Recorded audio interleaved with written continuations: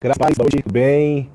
Vamos dar início a mais um Liderando Bem, mais uma live, né? Hoje o nosso convidado aqui vai ser o pastor Paulo Pontes, lá da Igreja Metodista Central em Uberlândia, em Minas Gerais.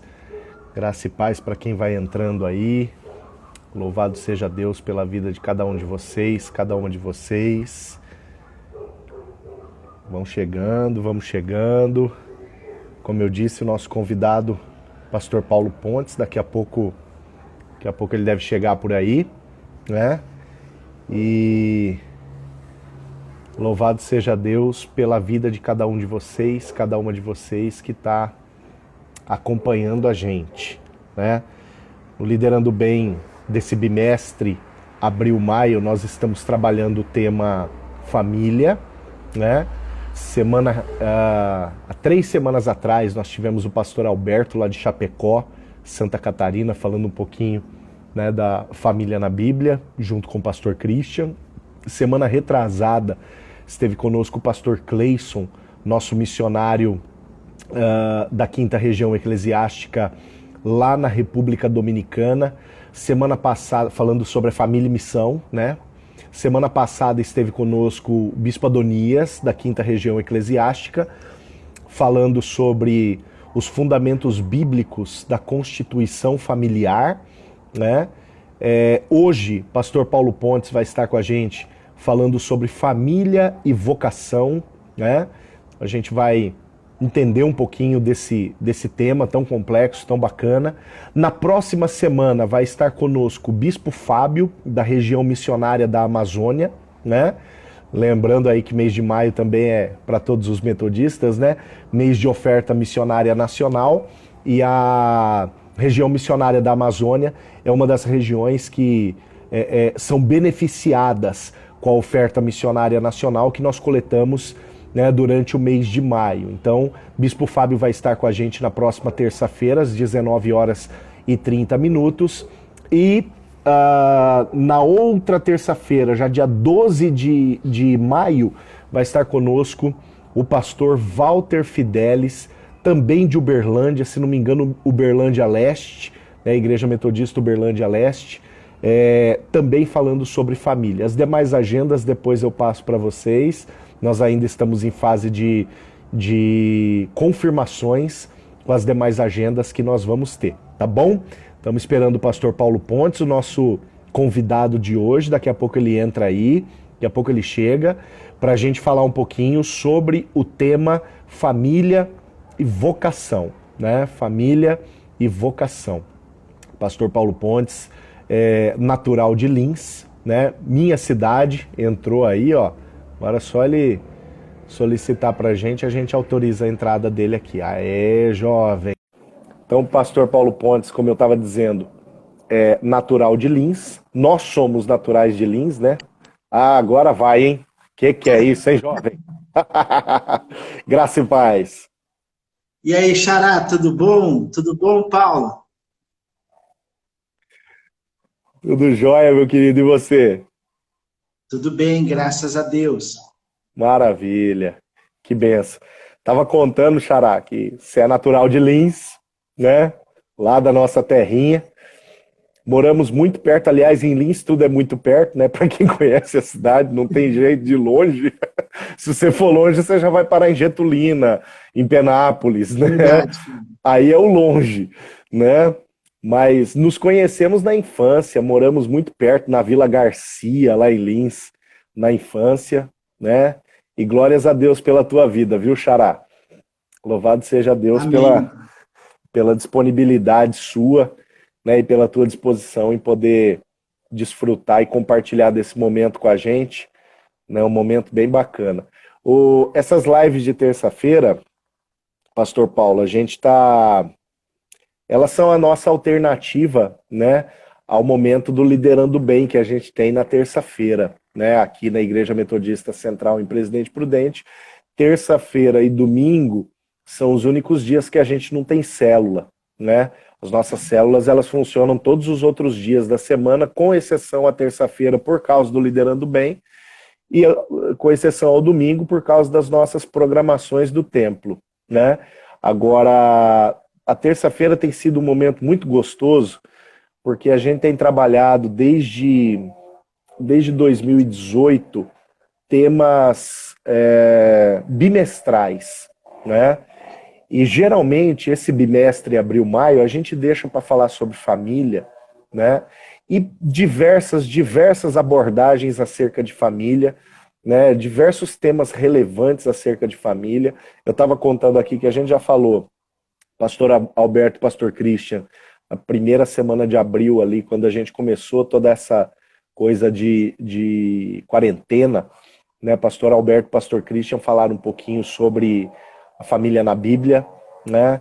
Depois, na terça-feira seguinte, já foi o pastor Fernando Benelli, né? Trabalhando um pouquinho com a gente esses assuntos. Depois veio o pastor Cleison, trabalhando família na missão.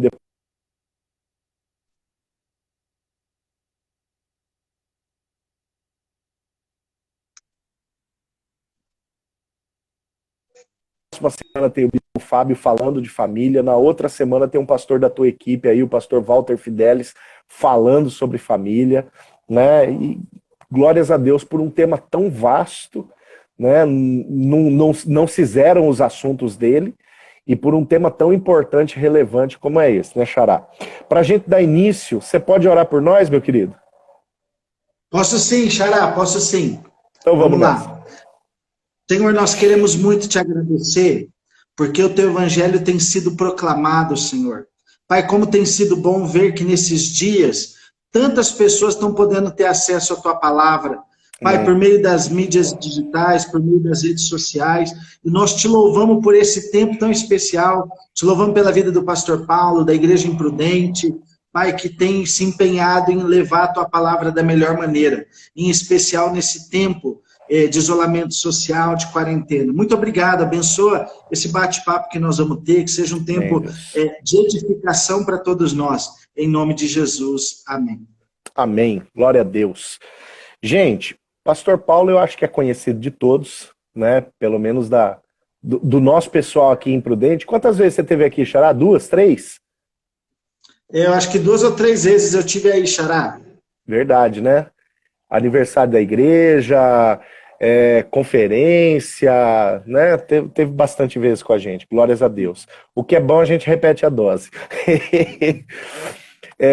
E o pastor Paulo, ele é marido da Thaís, pai da Analice, coisa mais linda, Analice, né? Está em Uberlândia, pastoreando a Igreja Metodista Central em Uberlândia a partir desse ano, 2020, né? Ainda tá começando ali a lua de mel com a igreja de Uberlândia. Depois do que? 6 anos, 8 anos em Cacilândia, Xará? 9 anos, cara. Depois de 9 anos. Glória a Deus. Né? Há alguns anos nós estamos juntos ali na Superintendência Distrital, né? Pastor Paulo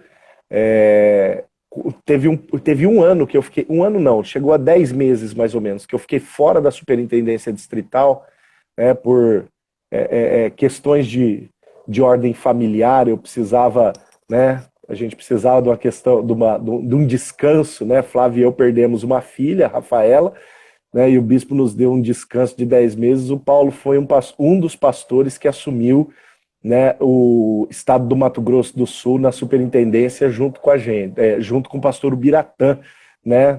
Na superintendência que eu fazia até então sozinho, né? E concretizou-se algo que eu pedia fazia bastante tempo, da gente dividir aquele estado em mais de um distrito, porque era muita coisa. Verdade. E depois eu voltei para a mesa do MAI, né, e continuamos juntos até hoje lá.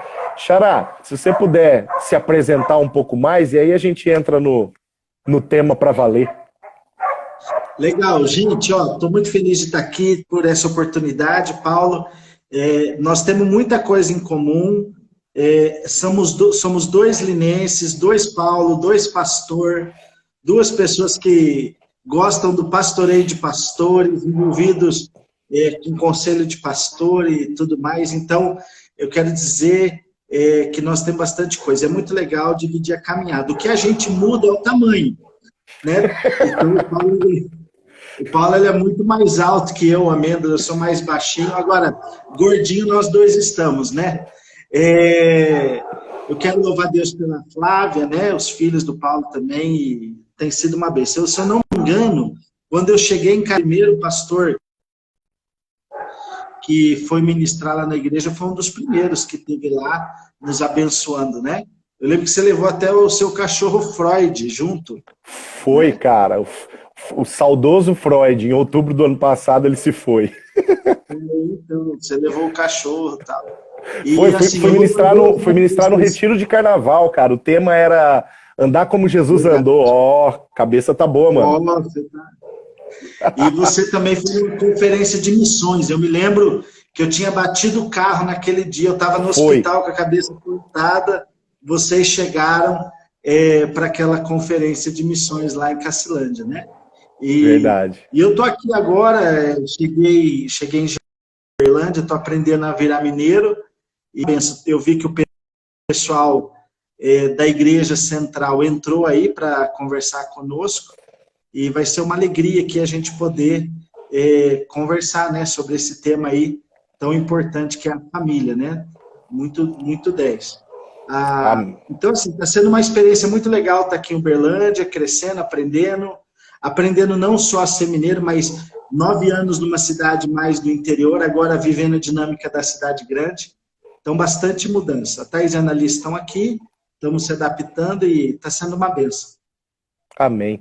Uberlândia é a segunda maior cidade de Minas, Xará? Eu não tenho essa informação, mas eu acredito que sim. Eu acredito que se não for a segunda, deve ser a terceira ou a quarta. Uma das Minas maiores, Gerais é um estado muito grande, né? Porque eu sei que em termos de economia, me parece que é a segunda maior cidade. Depois de Belo Horizonte, a economia de Uberlândia é a maior economia. Então deve ser, né? Se não me engano, em torno de 700 mil pessoas. Uma cidade bem grande. Amém, amém. Que Deus lhe ajude no pastoreio dessa cidade, né? Nós não somos chamados para pastorear só a igreja, mas a cidade, né? E quanto maior a cidade, maior o desafio, né? Eu sei que você tem uma equipe também de ponta aí, né? E glórias a Deus pelos pastores da tua equipe aí em Uberlândia, assim como os pastores da nossa... Ah lá, o Bispo Adonias, ó, tá vendo? Ó, Bispo também é cultura. Colocou pra gente aqui que o Uberlândia sabe tudo aqui dessa região. Boa noite, meu Bispo, graça e paz. Terceira maior cidade, a segunda é Betim, tá vendo, Xará? Se tinha alguma dúvida, tá resolvido. Glória a Deus. Xará, o nosso tema, então, família e vocação. Eu costumo dizer, e eu falo muito, os metodistas aqui de Prudente não vão estranhar essa afirmação que eu faço, aliás, para eles ela é muito familiar. No meu entendimento, família, ministério, né, vida cristã começa em casa. Né? Vida cristã começa em casa. Qualquer ministério, ele ganha aval em casa. A palavra ela fala, né, a respeito de nós pastores, por exemplo, que se a gente não der conta de pastorear a nossa própria casa, a gente já faliu ministerialmente. Né? O nosso ministério já acabou. Nós já fomos incompetentes se não discipularmos e não pastorearmos a nossa casa. A palavra também ela vai trazer alguns relatos um tanto quanto interessantes para nós, como, por exemplo, lá em 1 Samuel, no capítulo 2, Ana e Eucana apresentam o seu filho para o ministério. Né, o que dá a entender que a avalização ministerial, o aval ministerial, ele vai partir de dentro de casa. Se a gente avançar um pouco mais na palavra, em 2 Reis, capítulo 19, 1 Reis, aliás, capítulo 19, quando há o chamado de Eliseu, né, Elias joga a capa, Eliseu está lá na 12ª junta de boi, a capa cai sobre ele, né, aí ele diz para Elias, me permita entrar na minha casa para despedir do meu pai. Né? Como era importante para Eliseu o beijo do pai antes dele partir para o ministério. Né? Se a gente entrar no Novo Testamento, a gente vai ver a mesma coisa. Em João capítulo 2, Jesus ainda não tinha começado a sua vida ministerial. A vida ministerial de Jesus vai começar no deserto, com os 40 dias de jejum e oração. Mas o ministério de Jesus já era reconhecido pela sua casa. Tanto que em João 2, O contexto é aquela festa de casamento em Caná da Galileia, né? Quando a mãe de Jesus, Maria, né, diz para Jesus fazer um milagre, transformar a água em vinho, né? Então, no final das contas, o reconhecimento do ministério de Jesus partiu de dentro da sua casa, reconhecimento do ministério de Eliseu, reconhecimento do ministério de Samuel, o reconhecimento de outros ministérios, Davi em 1 Samuel 16, né? Deus mandou Samuel na casa de Jessé, não na casa de Davi, né, para ungir Davi, né, filho de Jessé. Então, parece que vocação está muito relacionada à casa, né, Xará? Parece que vocação está muito ligada à casa, principalmente no que diz respeito a casa ser esse ambiente onde os papéis são bem definidos, né? Sim, eu acredito que a Bíblia nos mostra isso, o agir de Deus através da família e na família, e Deus usando famílias para que os seus princípios sejam difundidos, né? Nós chamamos a igreja de família da fé, porque a igreja, de certa forma, se torna a família daqueles que não têm família. Então, muitas pessoas são abençoadas, porque quando a família abandona a igreja, tem esse papel. E eu acredito que a igreja, ela tem a família, ela tem essa função, tanto de nos proteger, de cuidar de nós, mas também, além de nos proteger, de cuidar de nós, nos ajudar a crescer em todos os sentidos. Eu tenho dito que o maior espaço de discipulado na nossa vida, a maior parte do tempo onde nós somos discipulados, não é fora, mas sim dentro de casa. Porque é ali que a gente recebe exemplo, é ali que a gente é estimulado, e é ali que a gente vai se afiando, porque dentro de casa a gente é quem a gente é, né? Então, a nossa vocação é aquilo que a gente faz, tem a ver com aquilo que a gente faz, a gente vai falar depois um pouquinho disso. Mas quando eu faço alguma coisa, eu revelo quem eu sou. Então, aquilo que eu faço traduz quem eu sou. E quem eu sou, muito do quem eu sou, está ligado à minha família. Então, Deus ama as famílias, porque é no ambiente da família que nós somos desenvolvidos. Se não fosse assim, a criança nascia e já escolhia o rumo dela, né? Mas não basta nascer. A gente precisa de um espaço que nos nutre, que cuida, que disciplina, que age. E a nossa família é esse ambiente que Deus escolheu. A Bíblia fala muito disso. Amém. Papel da família em gerar identidade e estimular a vocação. O que a gente pode pensar um pouquinho, Xará, acerca disso? O papel da família em gerar identidade e estimular a vocação. Você quer conceituar a vocação primeiro? Você acha que é melhor partir daí? Eu acho que eu só vou falar um pouquinho sobre isso, entro na questão da vocação, porque eu acredito que dentro da família, nós aprendemos a ser quem nós somos, né? Numa visão ideal, é ali que Deus nos ensina, que Deus usa pessoas para nos ajudar a aprender a ser. E ali nós temos as nossas referências, aprendemos o nosso jeito de conversar, aprendemos o nosso jeito de falar, de como nós lidamos com a verdade, com a mentira, com o certo e errado, com aquilo que é santo e aquilo que é pecado, né? É no ambiente da família que nós vamos construindo quem nós somos. E a vontade de Deus, né? A gente costuma dizer uma frase, e a gente precisa pensar isso numa perspectiva legal, que, na verdade, todo pai e mãe, quando seus filhos nascem, eles não nascem apenas para reproduzir aquilo que o pai e a mãe é. Mas a vontade de Deus é que o DNA de Deus esteja no pai e na mãe, para que esse pai e mãe possa transmitir isso para a criança, não é verdade? Então, assim, tem aquele ditado que diz, filho de peixe, peixinho é. Nós estamos conversando aqui numa perspectiva cristã. Então, antes de ser papel da igreja discipular as crianças ou educar os filhos, esse papel está na família. A igreja, ela participa disso. Ela participa desse processo, que a vontade de Deus é que isso aconteça a partir da família. Claro que tem aqueles casos em que a família não é cristã e tudo mais, a igreja passa a assumir esse papel e muitas vezes tem um papel mais relevante que a própria família biológica. Mas a vontade de Deus, principalmente para nós que já estamos no Evangelho, que já conhecemos o Evangelho, nós a construir essa identidade. Mas além da identidade, uma área que é pouco explorada, é que compete também à família não só cuidar, mas ajudar a crescer e ajudar a pessoa a pensar a sua vocação, né? Tanto a vocação, eu acredito, ministerial, como a vocação profissional. Nós precisamos, acredito que daqui a pouco a gente vai entrar um pouquinho mais aí na vocação profissional, mas é importante que a família estimule. O maior patrocinador do ministério de um filho deve ser o seu pai e a sua mãe. Né? E muitas vezes a gente percebe que a questão ministerial de trabalho gera muito problema dentro de casa, por causa de horário, porque dá trabalho investir em alguém. Então, quando o pai, a mãe, ou o filho, ou a família, eles não tomam a decisão de conversar sobre aquilo que Deus chamou cada um para fazer e para ser, isso acaba gerando tensão. Agora, é diferente quando a família entende. Eu me lembro que um dos momentos mais significativos do meu ministério foi a Thaís afirmar para mim que Deus havia confirmado para ela aquilo que Deus queria de mim. Porque quando Deus ministrou o coração dela, o que ele queria de mim, ela falou assim, eu quero te apoiar nisso.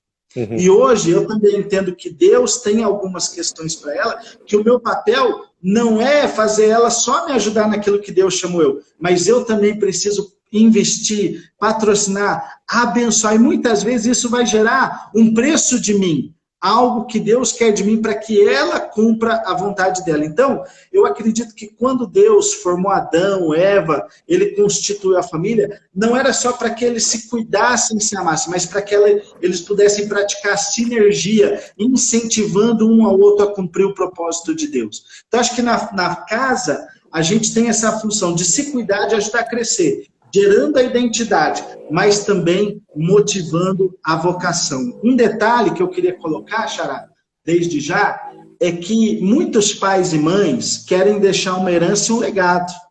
E muitas vezes deixam. A gente só tem que tomar o cuidado, porque quando a gente pensa o futuro dos nossos filhos, nós não podemos apenas reproduzir a nossa vontade neles. Sim, o caráter, né? Que seja o caráter de Cristo que a gente transmite. Mas o maior desafio nosso é ajudar os nossos filhos a entender aquilo que Deus quer para a vida deles, ainda que seja um pouco diferente daquilo que a gente quer. Eu me lembro que a primeira vez que eu falei para o meu pai que eu queria ser pastor, ele não digeriu muito bem. Mas depois de um tempo, ele entrou no meu quarto e falou, filho, eu quero te abençoar. Se é isso que Deus tem para a sua vida, eu quero te abençoar. E aquilo foi uma das palavras mais lindas de bênção que eu recebi e acredito que isso fez toda a diferença. Mas na primeira vez ele ficou assustado.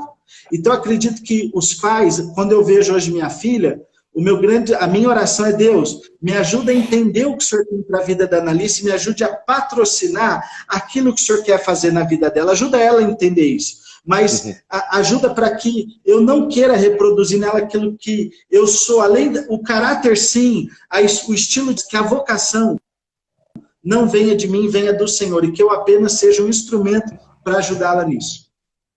Sim, até mesmo porque pais podem correr o risco de estragar o ministério dos filhos quando tentam transferir para os filhos aquilo que eles não conseguiram ser, né? Quando tentam exigir dos filhos aquilo que eles não conseguiram alcançar. Eu tenho uma convicção, Xará, e também não é estranho para o povo aqui de Prudente ouvir isso que eu vou dizer.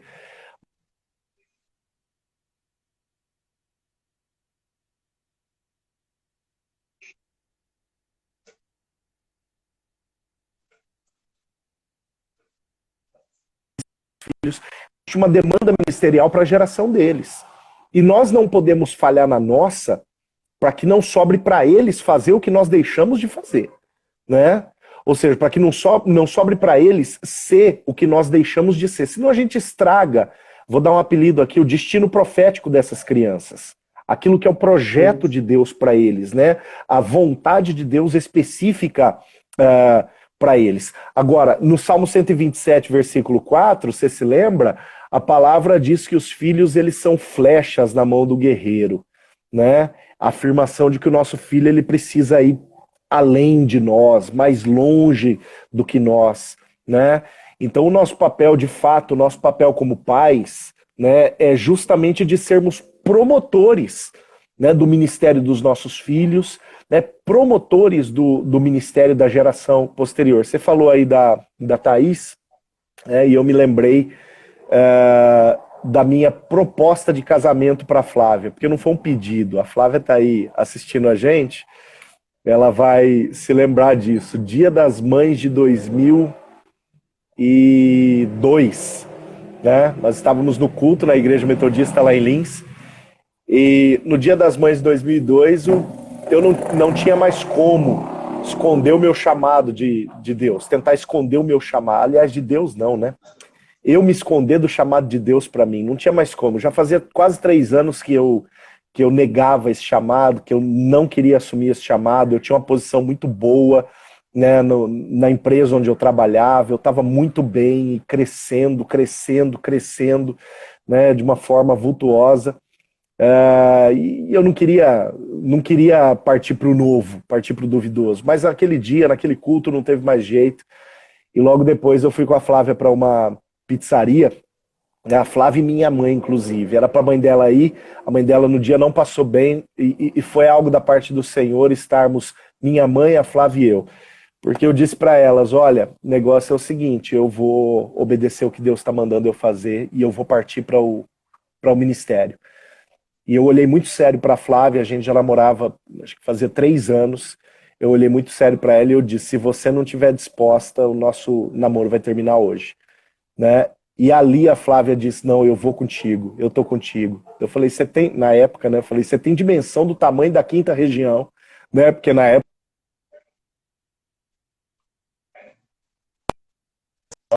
nós estamos junto nessa, né? A casa sendo formada em cima de uma perspectiva e de uma certeza ministerial. Aí não tem como, né, Xará, não tem como a coisa não avançar nesse aspecto. Você disse que a gente revela, né, nós revelamos quem somos naquilo que nós fazemos, né? Tremendo, eu concordo contigo. Bom, vamos definir vocação, Xará, para a gente passar para essa segunda parte do assunto? Definir vocação para que a gente possa entender um pouquinho como que a família é um instrumento de aperfeiçoamento das nossas vocações, né, e de aval das nossas vocações. Eu sei que você está fazendo um após nessa área, então conta para nós, o que você já descobriu acerca de vocação? Então vamos lá. Para mim, eu acho que de uma maneira bem simples e objetiva, eu ouvi uma frase um dia que eu coloquei no meu WhatsApp, ainda mantenho isso, que diz o seguinte: vocação é a forma como Deus se revela ao mundo através da nossa vida. Então, vocação é muito mais do que as tarefas que eu faço. Vocação é aquilo que eu faço porque eu tenho um propósito. Então, vocação não é o que eu faço para descobrir quem eu sou. Vocação é o que eu faço porque eu descobri quem eu sou. Então, Deus nos chama, Deus pelo menos tem, a gente costuma dizer que Deus tem 2 chamados para nós. O primeiro chamado é para ser filho dele. Então, quando Deus nos chama para entender que Ele nos ama e que esse amor nos liberta, nos cura, resolve as nossas carências. Então, eu e você, e todo mundo que nos ouve, Deus amou o mundo. Então, a primeira vocação que nós recebemos da parte de Deus não é fazer nada para Ele, mas é principalmente experimentar o amor transformador e libertador dele. Quando a gente entende isso, Deus também nos dá a oportunidade de revelar esse amor através da nossa vida. A Bíblia diz que nós o amamos porque Ele amou primeiro, né? E que nós devemos amar as pessoas também. Ama Deus sobre todas as coisas e o teu próximo como a ti mesmo. Quem não foi amado não sabe amar. Então, a vocação é aquele propósito de vida que me leva, através das habilidades que Deus me deu, a compartilhar o amor dele. Então, e isso não tem a ver, e aí existe uma demanda que a gente precisa superar, que a nossa vocação, ela tem a ver com os dons ministeriais, os ministérios que Deus nos deu, mas também a nossa vocação pode ter a ver com o trabalho que Deus também nos deu. Uhum. Então, uma das maneiras de Deus revelar o seu amor hoje é através dos nossos ministérios, é através do trabalho, é através daqueles propósitos de vida que nos ajuda a discernir, né? Aliás, que nós temos porque nós discernimos esse amor. Então, vocação, de maneira bem simples e objetiva, é a forma como Deus se revela ao mundo através da nossa vida. Amém. Você falou de do primeiro chamado de Deus, né? O chamado para sermos filhos.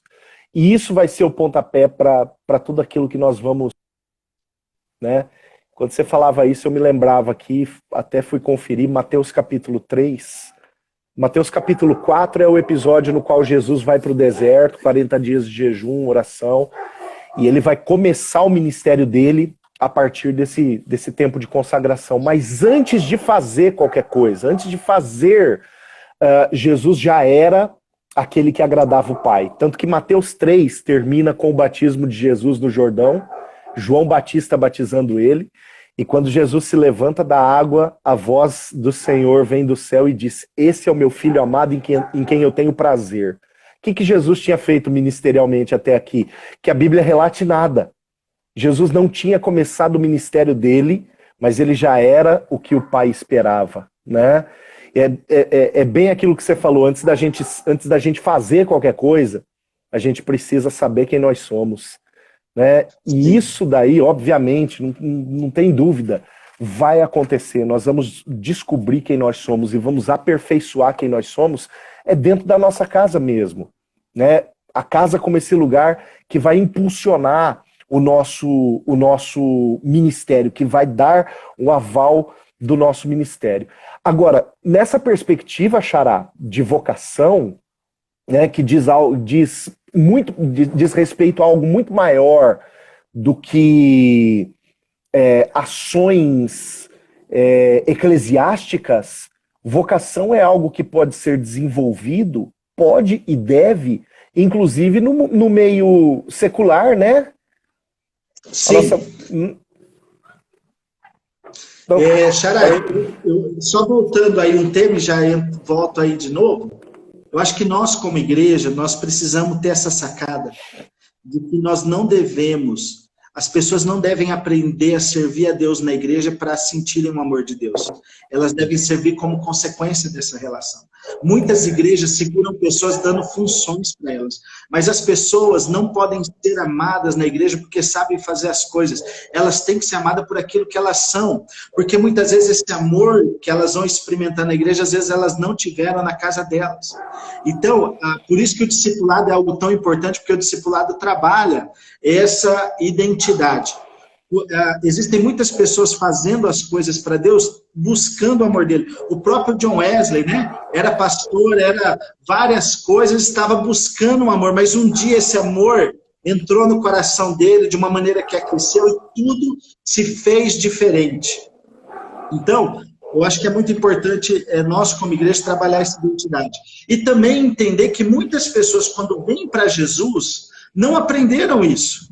E essas pessoas não vêm prontas. E às vezes nós, como igreja, temos que fazer o papel que o pai, às vezes a mãe não fez. E aí nós temos que ter a paciência também de tratar, de ser pastor, né? de pastorear como igreja essas pessoas. Eu acredito, você falou da vocação na vocação no mundo secular. É muito interessante quando Deus vai mandar construir a tenda sagrada. E a Bíblia diz que o Espírito de Deus dá capacidade para os auxiliares de Moisés para construir a tenda. E Deus dá habilidade para eles para mexer com madeira, para mexer com tecido, para fazer aquilo, né? O apóstolo Paulo, ele conseguiu chegar a alguns lugares porque ele também era um empreendedor, um fazedor de tendas, né? O próprio Jesus viu ali seu pai, era carpinteiro. Então, assim, às vezes existe um conceito de que o mundo secular ele é um problema para a igreja, mas não, ele é um espaço aonde o amor de Deus deve ser revelado. Então, olha só, a riqueza do mundo está hoje nas grandes corporações, nas grandes empresas. Nós precisamos de cristãos e cristãs que sejam tão bons naquilo que fazem, que ocupem espaços de influência, para que eles possam redirecionar as riquezas, os recursos, para quem de verdade precisa. Então, ao invés da gente demonizar essas coisas, nós podemos incentivar os nossos irmãos e irmãs a revelar sua vocação também no mundo corporativo.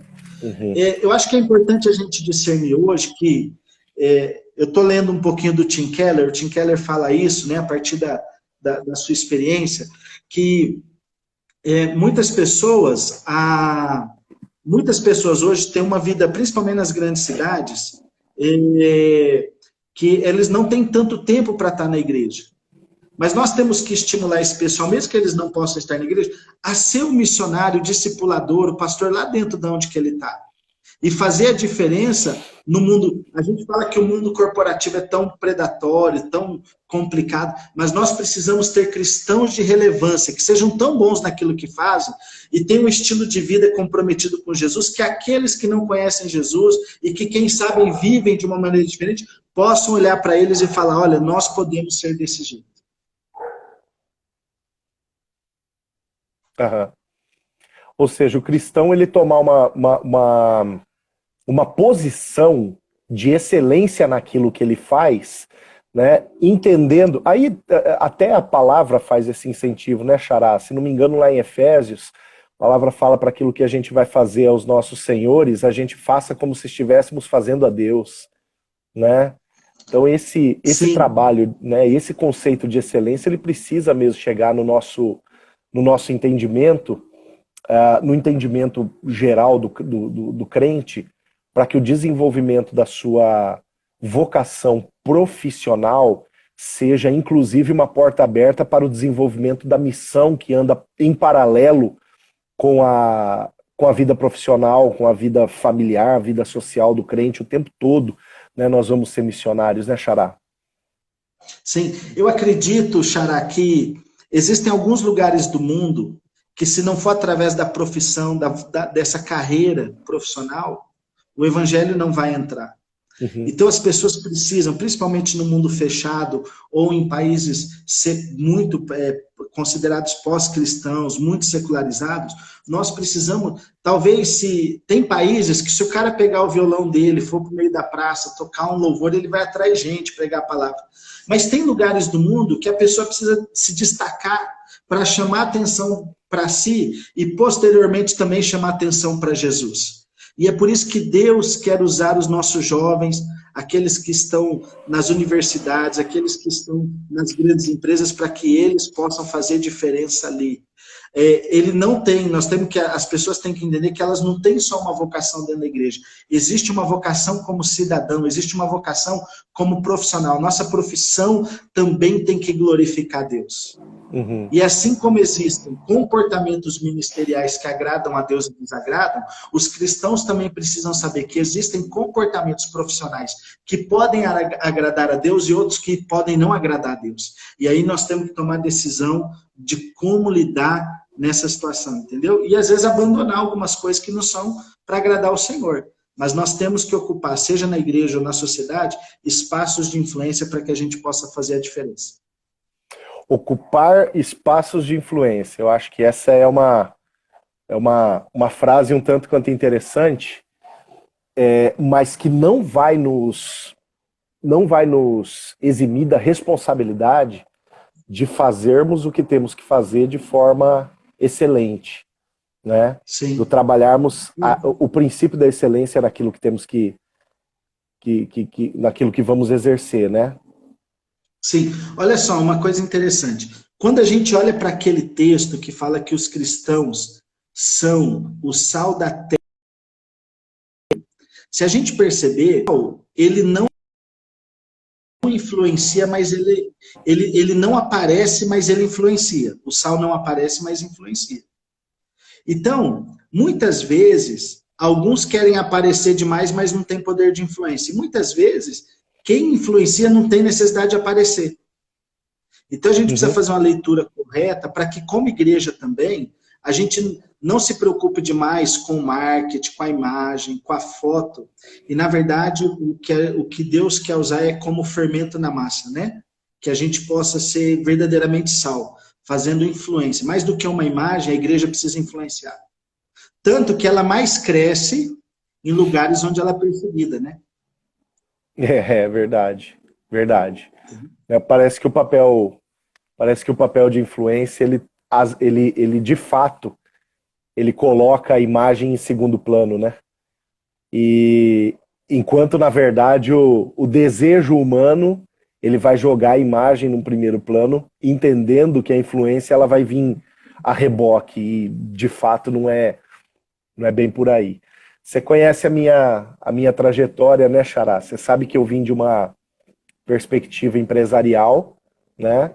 Eu vim de uma realidade de trabalho de 10 anos, né, em uma empresa muito grande do estado de São Paulo, e dentro dessa empresa gerenciei o maior braço dessa empresa, né? Estou falando da Sabesp, e no meu período eu cheguei ali à ponta da Associação Sabesp, que é o maior braço de apoio dessa empresa.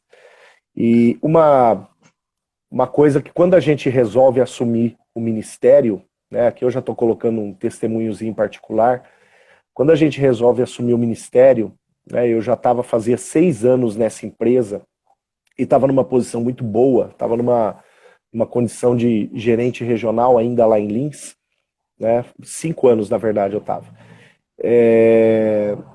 Aí começou uma pressa no meu coração, porque aí eu entrei para o seminário no ano de 2003, né, quando o seminário ainda era lá em Lins, o Instituto Sila Franco, né, hoje você dá aula lá, aliás, você coordena um dos cursos lá, hoje eu dou aula lá também, né, mas o Instituto ainda era em Lins, e eu me lembro que a minha pressa era para o exercício ministerial pastoral, né, e algo ficou muito claro no meu coração lá no início, né, lá naquele começo. Deus deixava claro no meu coração que enquanto os processos não forem cumpridos, o meu campo missionário era a empresa que eu estava trabalhando, né? E as posições que Deus concedesse para mim seriam posições que deveriam ser cumpridas com excelência, né? E posições que deveriam ser utilizadas para que o nome do Senhor fosse honrado através da minha vida, né? Aí eu fui para São Paulo, assumi uma área muito privilegiada na Cantareira, né? Depois saí da Cantareira, fui para a sede, né? Fiquei ali na gerência financeira, né? E contábil ali, junto com mais 3 gerentes, e depois assumi a controladoria financeira, e por um episódio triste do falecimento do nosso gerente geral, assumi a gerência geral da empresa, até eu sair de lá. E sair pela porta da frente com a afirmação de que sempre que eu quisesse, quando eu quisesse, se eu quisesse, a porta estaria aberta para um retorno, né? E isso, caiu tudo aí. E isso, sem sombra de dúvidas, Xará, o reflexo de 10 anos lá dentro, de alguém que entendeu, né, que a posição lá dentro era muito mais do que uma posição de um servidor, de um funcionário, de um colaborador, mas sobretudo a função de alguém que deveria testemunhar a excelência dos caminhos do Senhor lá dentro naquele lugar. E eu acho que isso, Xará, em qualquer âmbito da vida profissional, qualquer discípulo e discípula que entenda a sua posição como discípulo e como discípula, vai desenvolver, vai precisar desenvolver e vai sentir urgência em desenvolver, né, Xará? Com certeza, eu acho que aí nós temos algumas realidades que é importante a gente pensar. Existem pessoas como você que às vezes estão bem na sua vida profissional e que Deus quer que essa pessoa rompa com essa carreira, que às vezes pode ser que essa carreira não seja do sonho de Deus para a vida dessa pessoa, e Deus quer que essa pessoa ingresse no ministério, que essa pessoa vai lá, abandone tudo e siga Jesus, não é verdade? Então tem pessoas que às vezes tem que sacrificar, e às vezes não querem, e outras pessoas que Deus quer que fique lá e faça o melhor. E aí falando de família, muitas vezes a nossa família precisa nos ajudar a ouvir a voz de Deus. Eu acredito, né, a gente falou bastante de empresa, voltando um pouquinho para a questão da família, eu acho que o grande desafio da nossa família na questão da vocação é que eles nos ajudem, os pais principalmente, orem pelos filhos e ajudem os filhos a ouvir a voz de Deus. E pode ser que a voz de Deus seja: filho, olha, se Deus quer que você vá para o ministério integral, amém. Agora, se não, que você possa seguir aquela carreira, aquela vocação que Deus te deu, que você possa crescer e usar o que Deus está fazendo através da sua vida para a glória dele. E, Xará, talvez aqui não é muito tema, mas reforçando também, nós estamos falando bastante da vocação secular, né? É muito importante que o profissional, o autônomo, ou mesmo o executivo, ou quem trabalha no mundo corporativo, entenda o seu trabalho como resposta de Deus para o mundo.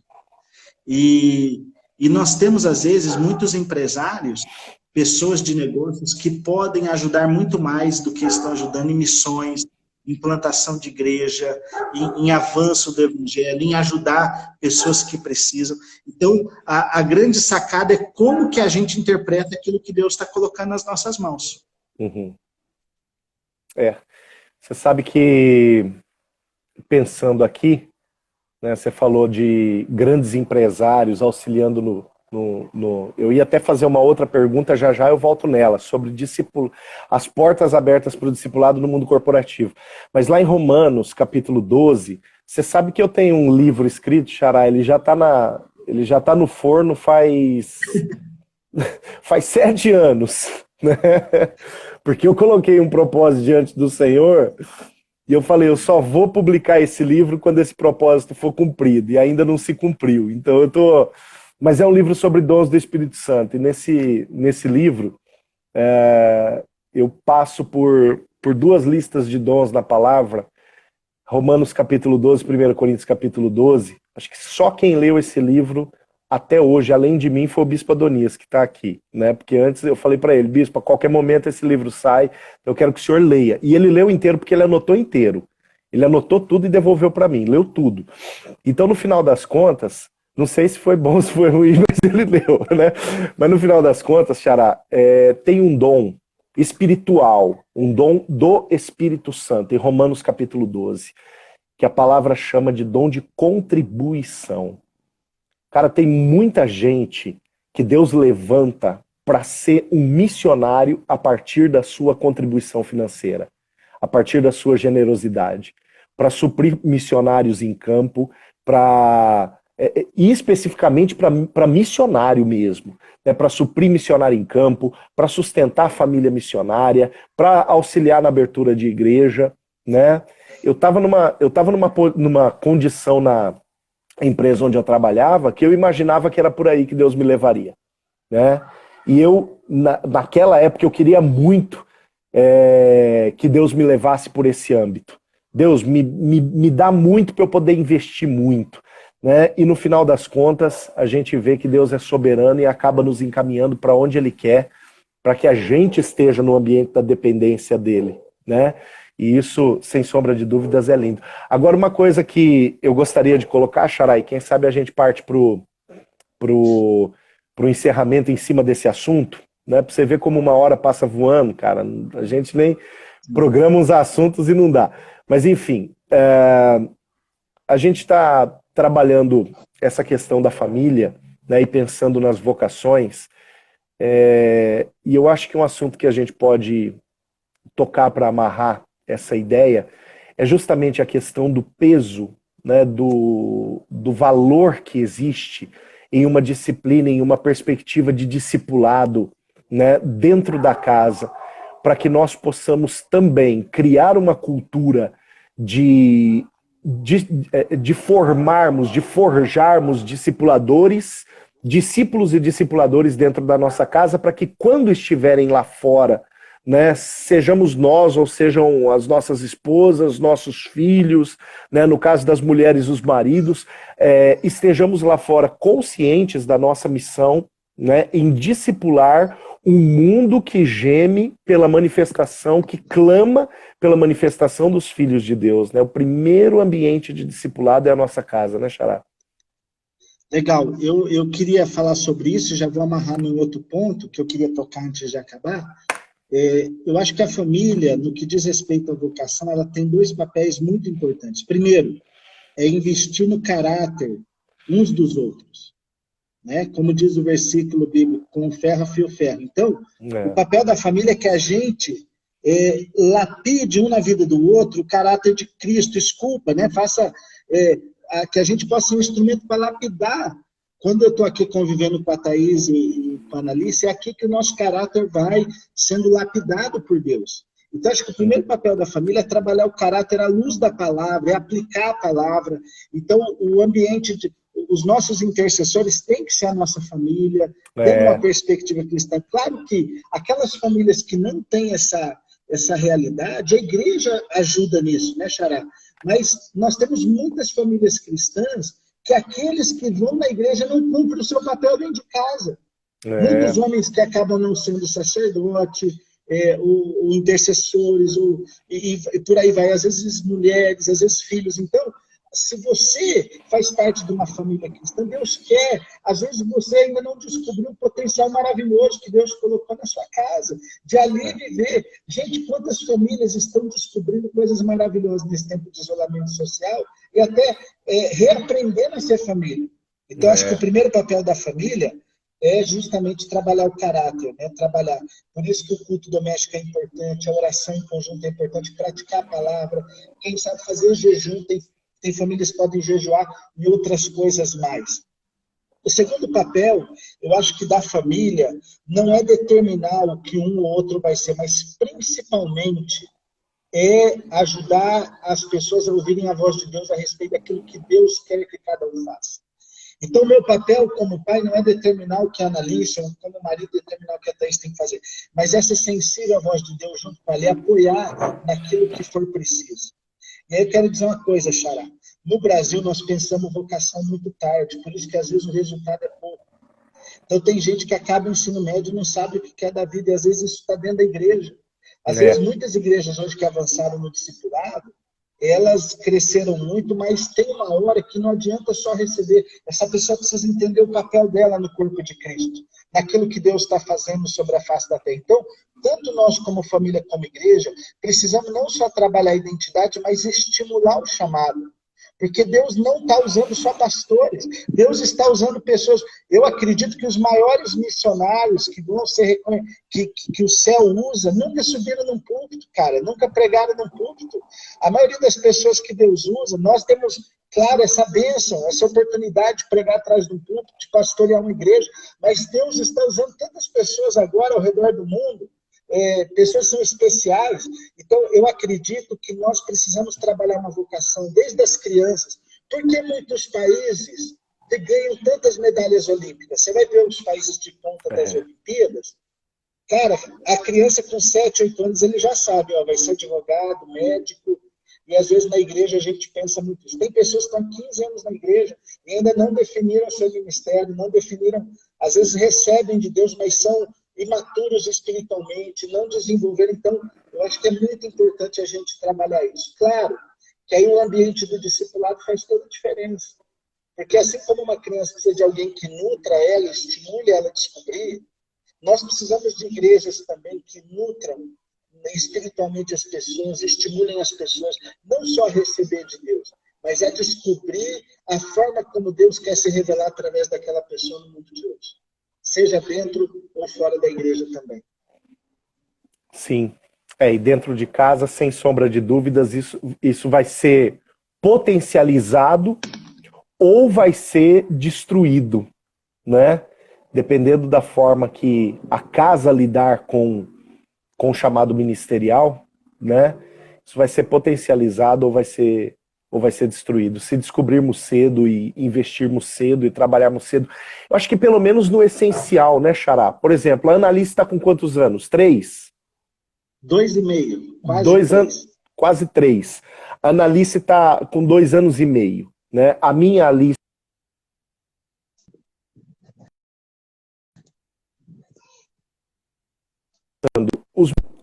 os meus filhos, eles não têm hoje, né, uma clareza de profissão e futuro, mas uma clareza de identidade em Cristo Jesus. Isso já começa a ter muito cedo, né? Hoje eu estava vendo uma conversa da Flávia com a Alice. Assim, eu cheguei em casa da igreja agora no finzinho da tarde, e a Flávia conversando com a Alice algumas coisas. A Alice fez uma pergunta. A Alice tem cada pergunta, velho, que é brincadeira. Mas ela fez uma pergunta para a Flávia, acho que assim, o que é conversão, ou o que alguma coisa nesse naipe aí. Aí a Flávia respondeu assim, é quando uma pessoa entrega a sua vida, seu coração completamente a Jesus. Aí a Alice já falou, eu já entreguei o meu coração completamente a Jesus. Então o que é isso? É a fala de alguém que não está assustada porque foi educada debaixo da ameaça de um Deus que espera você errar para te rachar a cabeça com um raio e jogar um raio lá do céu. Mas que foi ensinada em cima da verdade de um Jesus amoroso, misericordioso, que tem um destino para ela, que tem propósitos para o coração dela, para a vida dela, né? Então essa base ministerial, ela vai sair de onde? Cara, a igreja ela pode ajudar, como você disse, mas sem sombra de dúvidas, em casa, se isso não for reafirmado, não vai ter... a igreja não vai alcançar toda a relevância de uma casa bem estruturada, né, e que abençoa a vida dos seus filhos, né, Xará? Eu penso que aí a gente já pode ir a tons de conclusão, né? Justamente pensando nessa última realidade. Xará, eu acredito o seguinte, ó, o maior problema não são as crianças, são os pais. Pais, ninguém dá o que não tem.